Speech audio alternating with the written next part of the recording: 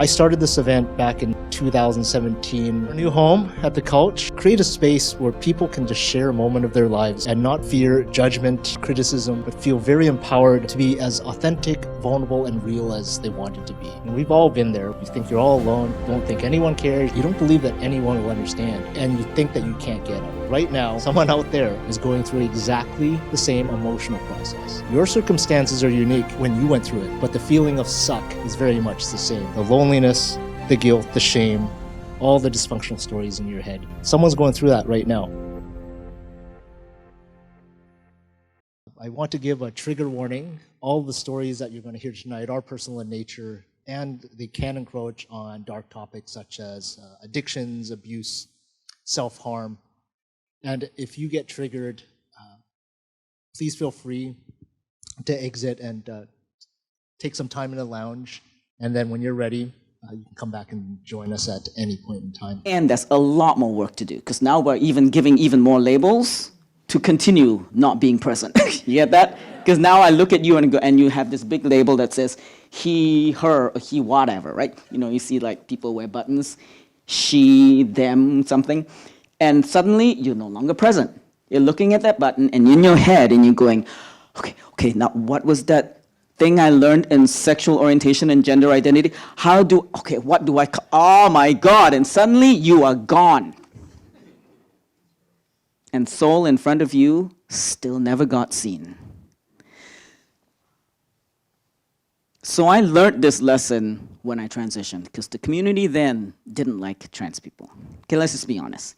Gay and lesbians did not like trans people because we were fucking up their belief of sex is this sex means this gender, likes this sex that is also this gender, and we're both the same. And trans said, no, we are a whole bunch of other things. So they had to deal with that. And in the mainstream trans world, a mainstream cisgendered, heteronormative world was way behind that, right? They were like, whatever, we don't know what to do with you, so we'll just lock you in a cage or whatever. So I learned when I transitioned that my own community didn't like me. My own chosen community of Asian lesbians, who was my family for 10 years, had no idea what to do with me. So I lost everybody.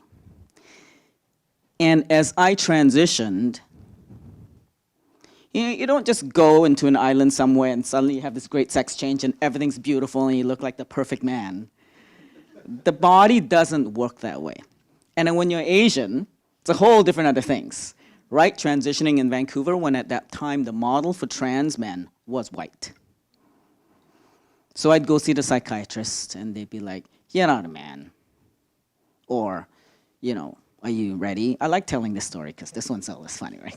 So the psychiatrist says to me, okay, so are you ready? Are you ready to transition? Are you ready for sure? Are you ready to go through all the hormones and all of that?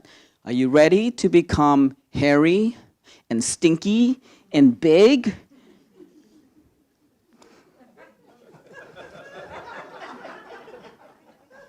And I look at the guy and I go, dude, I'm becoming a guy. I'm not becoming a white guy.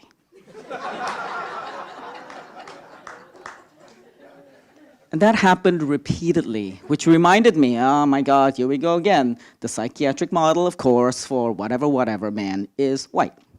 So I got all this race stuff to manage, and then, you know, all that hormone stuff. And everything is going on, so I'm transitioning very slowly, because I knew I did not want to throw my body into crazy medical hormones, because I had a very nice, clean, chemical-free body, and I knew it would go crazy. So I did it very slowly. So over a stretch of 6 years, I looked weird. According to how you should look on planet Earth, the transition phase has you looking kind of odd, because you're neither here nor there, and your energy is all weird, you're all insecure, your body's changing, you're going through puberty at age, 33. So you're in so much pain, because your bones are, nerves and skull, everything is changing, plus you're horny as fuck. So all this stuff, plus you gotta learn how to act like a man. What is all that? Like, how do you manage this? And then you gotta deal with everybody's talking to you like not talking to you. So I went through 6 years of people never talking to Tien. Because they were in their heads all the time. Because trans wasn't big, remember? There was only like 1 in 3,000s at that point, or 5,000. Now it's like every other person is a trans person. So we're used to it, right? We're used to, it's kind of like when you suddenly see a pineapple, you've never seen a pineapple before, you're like, what the fuck, no, you're looking at it, trying to figure it out, in your head. And then suddenly there's a lot more pineapples, and you're like, oh, yeah, right, that's a pineapple, no big deal. That's humans, yes? So I'll give you an example of what happened when I would go through personal development training, because I did a lot of that work in about 2007 to 2009. And I would be in a class, and I would be around hundreds of people for like 3 years, 2-3 times a week. And this was constant, where I would be in a group of people, and we would be sharing some story, some homework, and pretend you're me, okay? And so the teacher has said, okay, do this thing and share this work, and now you report to each other.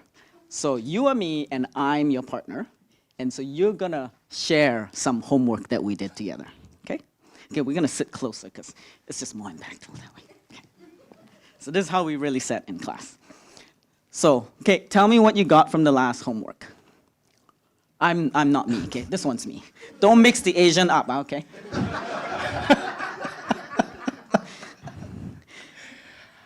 Just blah, blah, blah, some shit. Doesn't matter. And look at me when you're doing it. This is a lot more difficult than I thought it would be to come up with the scenario. It's like I'm horny as fuck. Like, what do I No, don't. you can't say that. Nobody don't say that. Just talk about your homework. Your homework was like, did you look at your parents and your past and some belief? Just make some stuff up. It's not really about you. Yeah, I went. I went to go say hi to my dad, and I asked him to show me how to do stuff, like as if I was a son. And he just looked at me weird and went back to reading his newspaper, and I didn't know how to deal with that. Oh, okay. Yeah. Was it good? It wasn't good. Oh, okay. That was 3 years of my life. Oh, Three times that was a like the week. worst 3 minutes I've ever felt. 30 seconds. It wasn't even. Honestly, that was just imagining that. I know a lot of women, yes, women who think you're women and live your lives as women, have experienced this, yes? Sexism is such that, men who think that they're men stare at your boobs a lot. Yes? That's sexism. And it's a whole different level when you're being in the body that you're in and someone is staring at your chest and your crotch the whole time. Because all they're doing is their mammalian brain is trying to figure out something about you. And they cannot overcome that because it is so instinctual. And they can never be present. And that I would say that is a reason why so many trans people have killed ourselves. Because one of the most fundamental things in human nature is to be seen and heard. Just like our friend talked about, right? When we're looking at people, or you even shared, when you talk to people in the downtown east side, to just go up and be present and listen to the person and talk to the person. Because that is a human need to be seen and heard.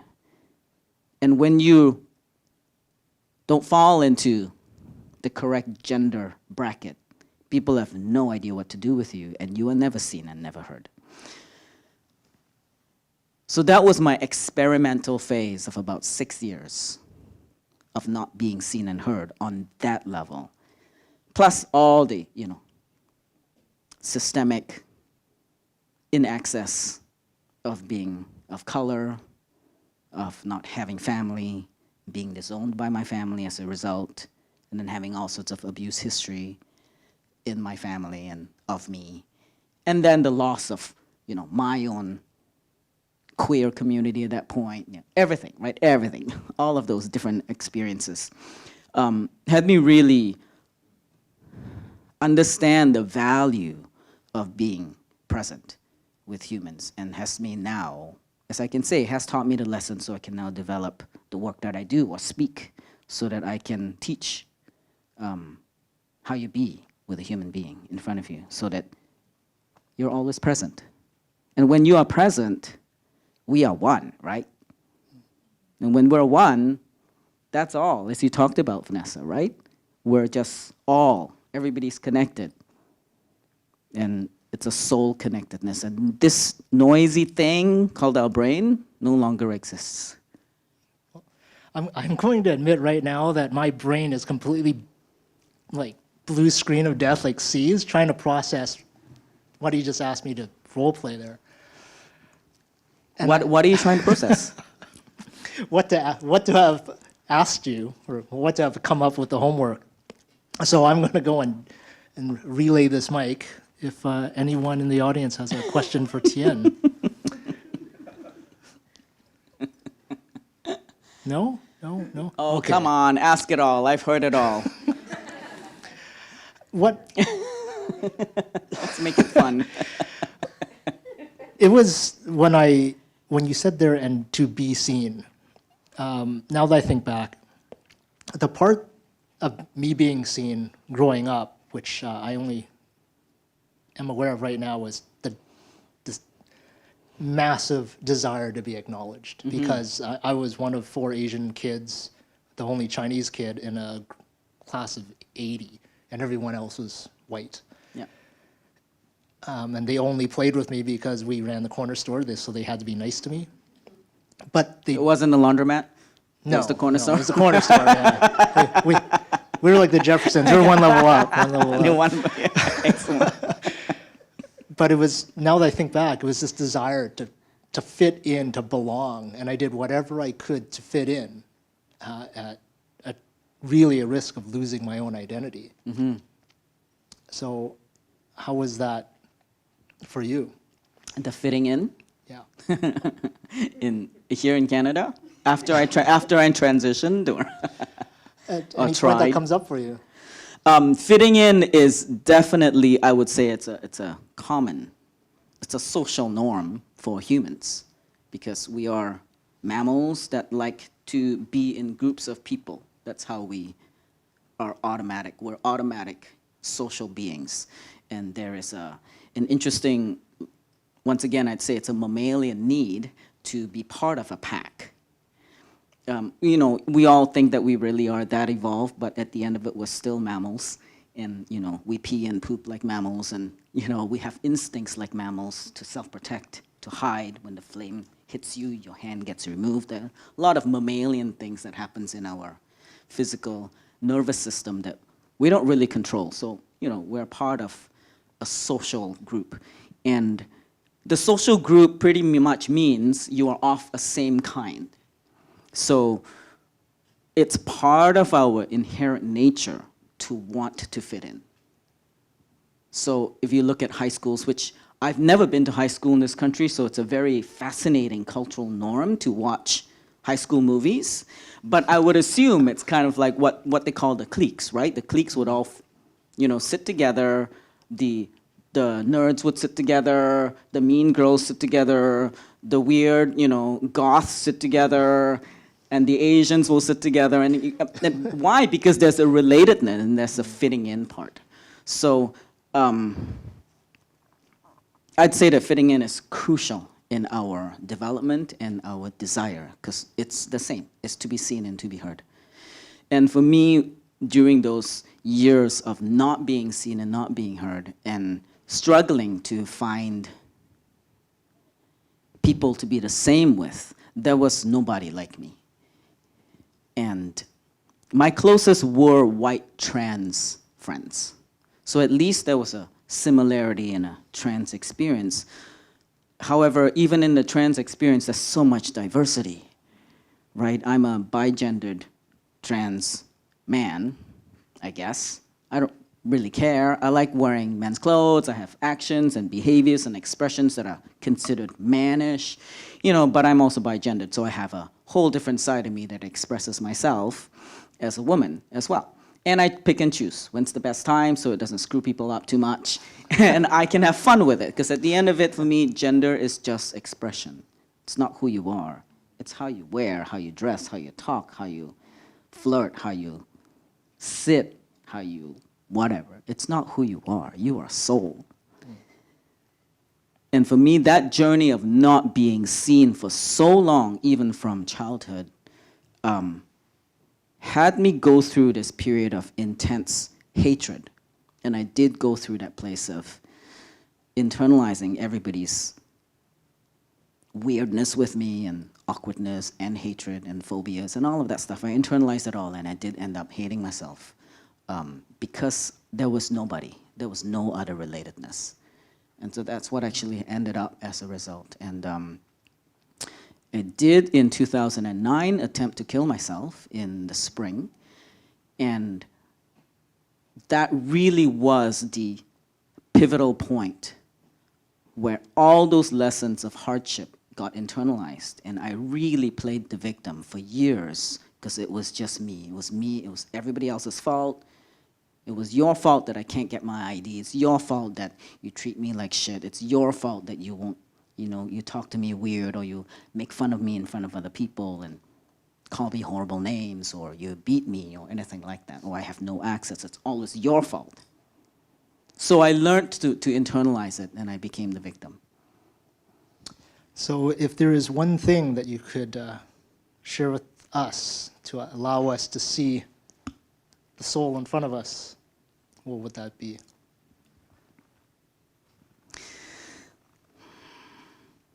We have to acknowledge that part of our automatic way of looking at the world is always filtered. We have to acknowledge it. You cannot pretend. One of my most hated phrases from people is, "Oh, I don't see color." I say, unless you're blind, you can never use that word. This color is different than well, this one may be the same, but this color is different than that color. You see difference. The point is of any systemic oppressions or judgments is that you have a judgment, a negative judgment that belittles someone else because of that difference. Seeing color is natural as hell. Of course you better see color, because if you don't see color, you're not acknowledging the fact that I am not like you. And you're pretending that I don't exist for the difference that my color is. So what was the point again? What was the question? What could we do to see Okay, very good. soul? So we have to acknowledge we do have filters that we see each other at. Don't pretend to be holier than thou. Don't pretend that you're that spiritual, because that's very irritating. I do see you, right? I see you, white man. I see you. And then I will notice I have an automatic filter that has been taught to me through years of racism that has me go, I hate you, white man. You kill our kind. You treat me bad. You always get great stuff, and I don't get shit all. That's my filter. And we have to acknowledge we have that filter. That's the most important thing. So quit pretending that you're holier than everybody else and you can see soul right away. Because you know what? I have all sorts of shit that I'm thinking about you right now. And I acknowledge it. And I know I am thinking it. And I can go, oh, you're right. I'm just thinking that thing. Then I put it aside and I become present. So whether your filter is about race or class or gender confusion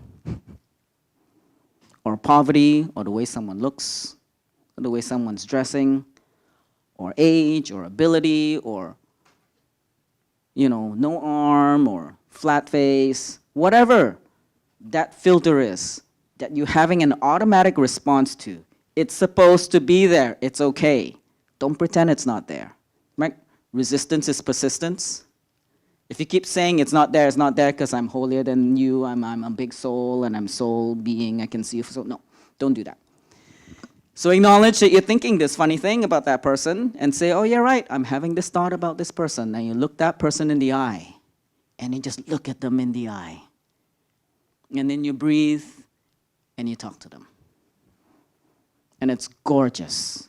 Just practice this with each other and it will make you cry. Because there was love. There is love. When you look at that person in the eye, you have no idea who you are. but this heart just goes. Practice it, you will cry. Tien Neo Eamas, everyone.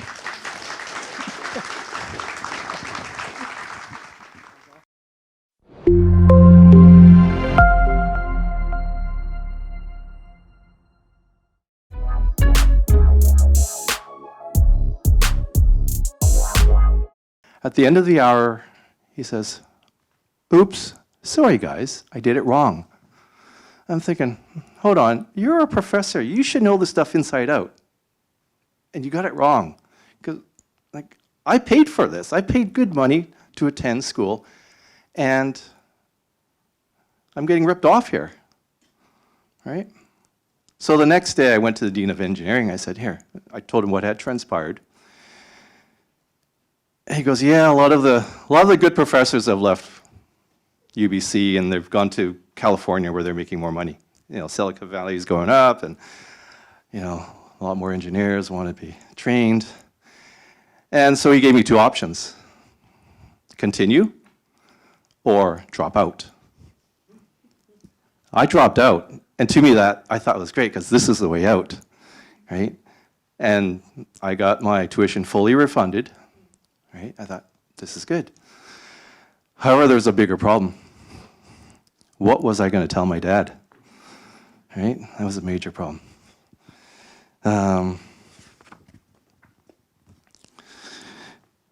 So it took me about 2 weeks to gather enough courage and actually tell him that I dropped out. I went through all the scenarios. You know, what's he going to do to me? Is he, you know, with Winston speaking about this, getting beaten up, I was visualizing this bamboo stick and getting beaten up that way.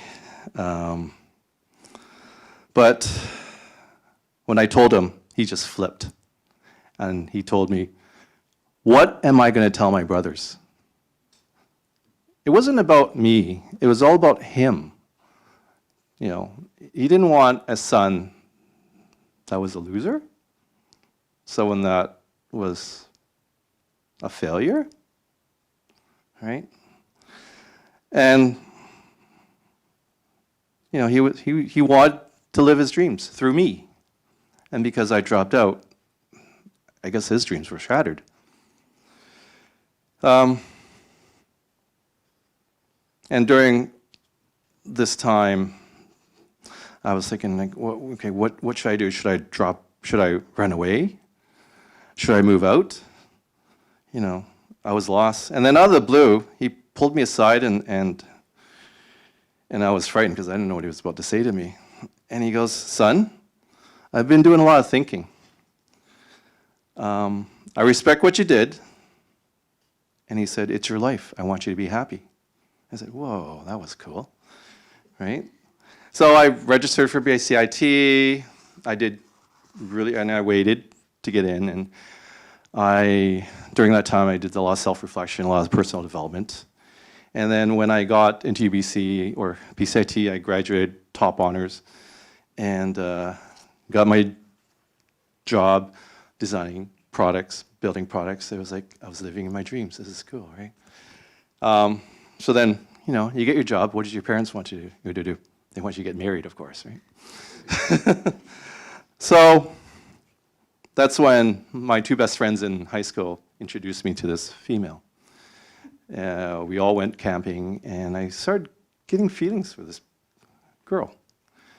We went out for dates, and then my dad found out. She found out she was white.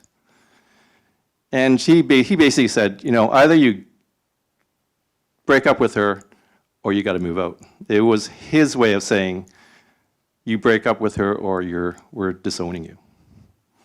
That's how strong it was in the family. I know I've got not much time left, but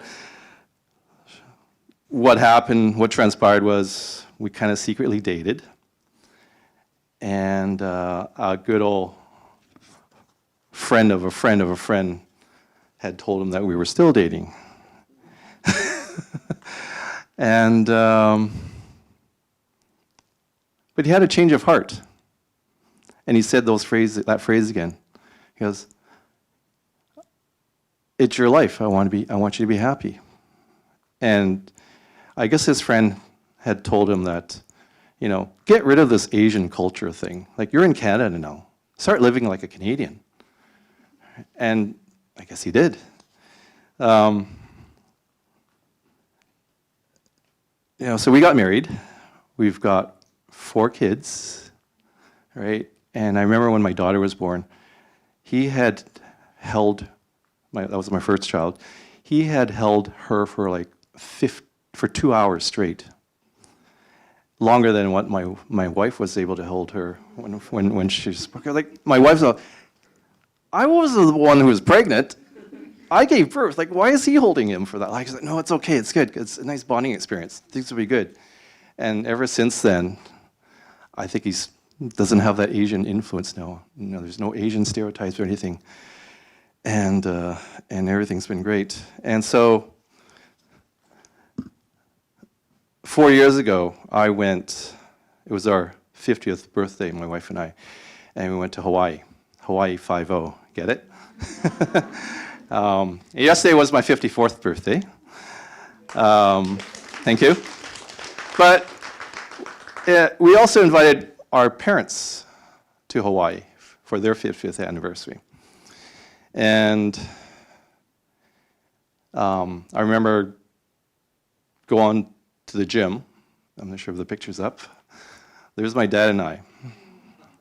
And one of the traits we have in our family was you hide your emotions.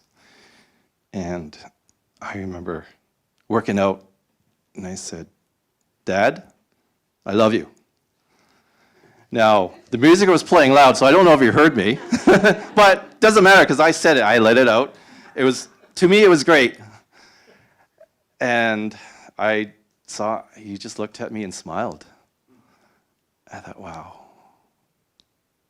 And yeah, thank you.